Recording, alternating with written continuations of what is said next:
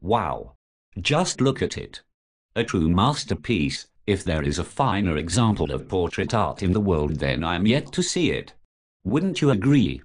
Yeah.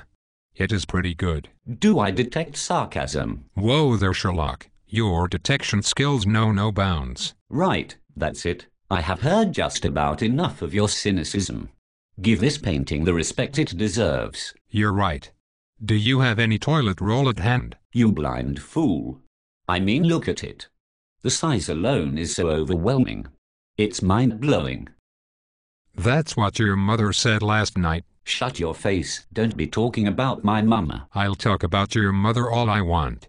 Word on the street is that your mama is so fat that her belly button gets home 15 minutes before she does. Is that so? Well, I heard on the grapevine your mama is so fat she has to put her belt on with a boomerang. Well, your mama is so fat she got baptized at SeaWorld. Oh yeah, well, your mother is so fat I had to take a bus and 2 trains just to get on her good side. Well, your mama is so fat, when she gets on the bus, everyone else gets off, whether they want to or not. I heard that your mother is so fat, she appears on local maps as a small hill. Rumor has it that your mama is so ugly that when she goes to the bank they turn off the CCTV.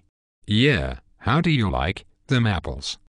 But seriously, your mama is like so ugly, she makes blind children cry. No word of a lie. Your mama is so ugly that her father took her to work each day just so he didn't have to kiss her goodbye. True story. Your mother is so dumb, she sold her car for gas money. Do you kiss your mother with that mouth?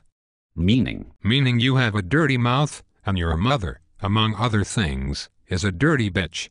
Therefore at some point, you must have kissed your mother with your dirty mouth, thus deeming her a dirty bitch. And you probably hit her repeatedly with the ugly stick for a continuous period of, let's say, oh I don't know, her whole life. Well, if that's the case, then I wouldn't waste my brake pads if I saw your mother crossing the road up ahead and I was at a red light. I wouldn't shoot your mother if she were being dragged by a polar bear into its cave, and I were a crack shot.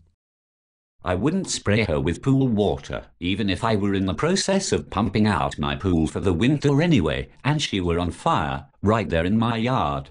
I wouldn't give her $1 for an emergency phone call, even if that dollar, having been doused in some exotic, wildly flammable acid by a depraved cashier, were literally burning a hole in my pocket. I wouldn't put her to sleep in order to save her from great pain and suffering.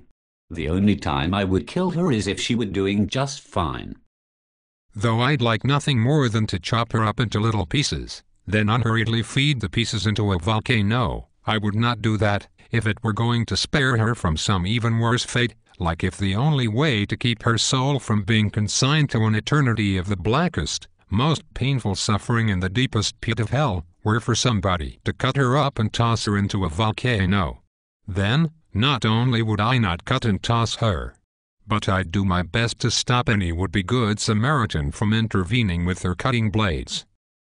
I'm shocked. You've gone too far this time. That really hurts.